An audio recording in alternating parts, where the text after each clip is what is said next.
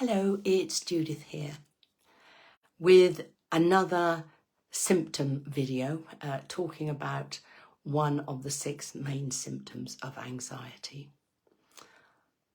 And people with anxiety struggle to talk about it to their family and friends, and sometimes when they try, the response is very dismissive. Oh, well, what's the problem? You know, we all worry at times. You know, you'll get over it. And that's not done unkindly. That is just, if you haven't experienced anxiety, you do not know how awful it is. So when I ask people, usually when I have the discovery call with them before they even come and see me, how they're feeling, or what's the strongest feeling, the answer is frequently, very frequently, fear. I'm fearful most of the time, or all of the time, 24/7 sometimes. And fear is very, very different from being a bit worried. Very different. The fear may be of something that's going to happen because of what's going on. And if you think about, let's just think of this century, you know, we started with the millennium when, planes were going to fall out of the sky and things. I don't know how many people seriously worried about that. But then we had a financial crisis in 2008. And then we had, of course, I'm sure I'm missing things in between, but we had COVID, and another financial crisis, and all sorts of political shenanigans going on. And it just goes on and on and on and on, doesn't it? So it seems that the life we're leading, there's the overriding global warming one, which is beginning to affect us more and more. So there's an awful lot to be fearful about, or an awful lot to trigger fear. And there's nothing you can do about most of it. Most of it is out of your control.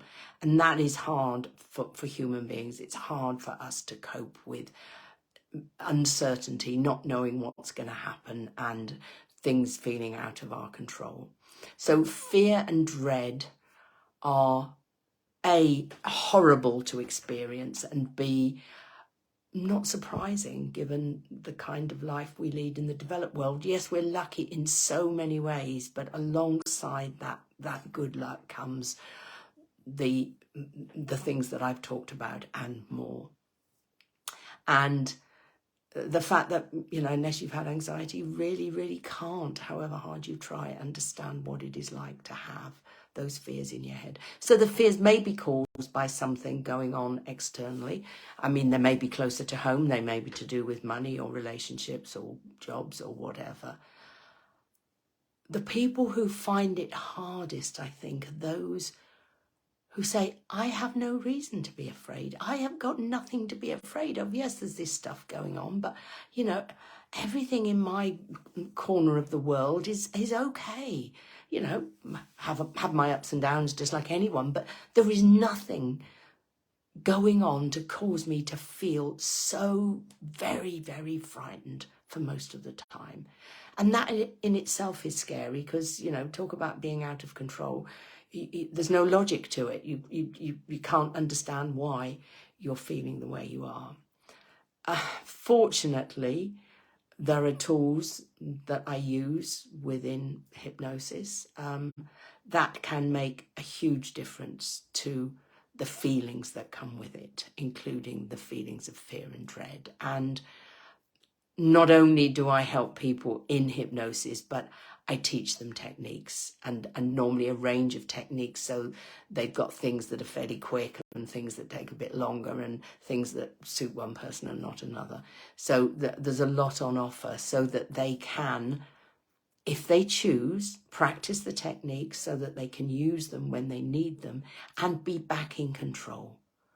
Because one of the fears when you have anxiety, to add to all the others, is when's it going to come back? Because whenever it started, it probably came out of the blue, and there's always a fear that it's going to come back again. So the slightest little hint. And of course, that can spiral out of control and cause the anxiety to, in fact, come back. So I like to give people things that they can use so that when they have those doubts or fears that it's coming back, there's something they can do immediately. And there's something you can do immediately if you are experiencing those feelings of fear and dread, or something very similar, or know somebody who is. Again, there will be a link to my website where, for not much more than the price of a cup of coffee, there is a video to help you with those feelings.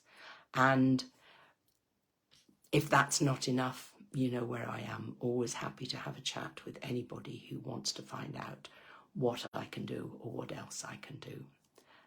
So if you are experiencing these awful feelings, please take action, because they never go away on their own. They only ever get worse and take over your life more and more. So the sooner you act, the sooner you can get your life back and start enjoying it. Okay, that's it for this week. Take care of yourself as always, and I'll see you next time. Bye.